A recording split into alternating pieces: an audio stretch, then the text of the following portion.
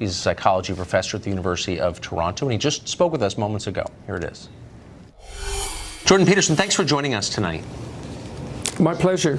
We wanted to ask you the question that we think too few are asking, which is, why is this happening? Why are young men shooting up schools? Because they're nihilistic and desperate. How'd they get that way? Well, I think life can make you that way unless you have a purpose and a destiny, let's say. I mean, there's no shortage of suffering and malevolence in life, and it's easy for people to become embittered by that. And if they don't see a way out, see a way forward, they get angry about it and turn against life itself. And they make a display of their hatred for being by massacring the innocent. That's what's happening. And they write that. They do write that. It's accelerating. Yes. The reserve of guns has, I mean, we've had semi-automatic rifles for 100 years, but we haven't had this number of school shootings. So the attitudes are changing, I think it's fair to say. Why well, it's are also more... kind of, it's also kind of a psychological epidemic. You know, these people keep track of each other, and there's a competitive element to it. And the fact that the media insists upon publicizing the names of these shooters is not helpful, because part of what drives them is motivation for notoriety, because notoriety is better than being ignored. So what mistakes do you think we're making as a society to produce an ever-increasing number of young men like this? That's a good question. I think we underestimate the necessity for young people to have clear direction and a sense of purpose in their life. They need something to offset the tragedy and malevolence of life. And we need to take these sorts of philosophical and even religious issues seriously, but we don't. Do you think we're taking them less seriously than we used to?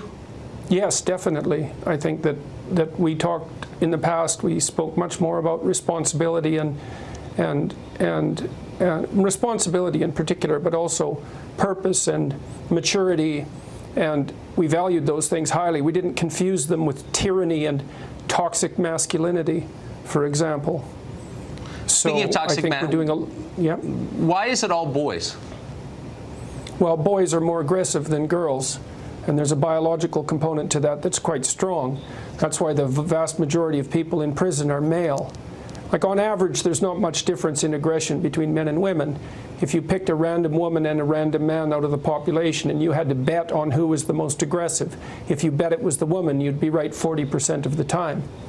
But if you take the 1 in 100 most aggressive people, and those would be the people in prison, they're all men, or virtually all men.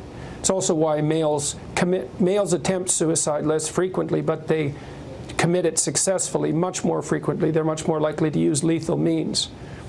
And there's a very powerful biological component to that, despite what the postmodern social constructionists have to say about it. But they've got their head firmly buried in the sand, so. Yeah, no, they're resistant to the evidence and reality. We know that. So, but given that we know that boys are the ones, if there is a school shooting, who are going to be the ones committing it overwhelmingly, shouldn't we be thinking about how to raise our boys in a way that they're less likely to do this?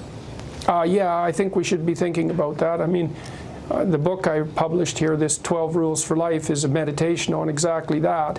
I've been lecturing online about the idea that responsibility is what gives life meaning, and that meaning is the antidote to the sort of nihilism and aggression and resentment that can otherwise be produced. I mean, there's no doubt that life is difficult and that people get hurt and betrayed.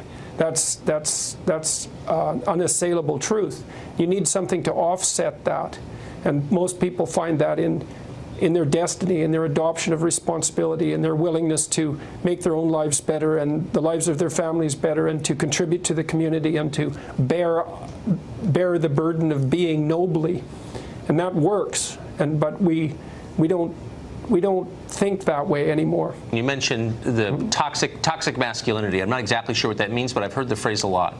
What does it mean in our public conversation when someone attributes the shooting to toxic masculinity?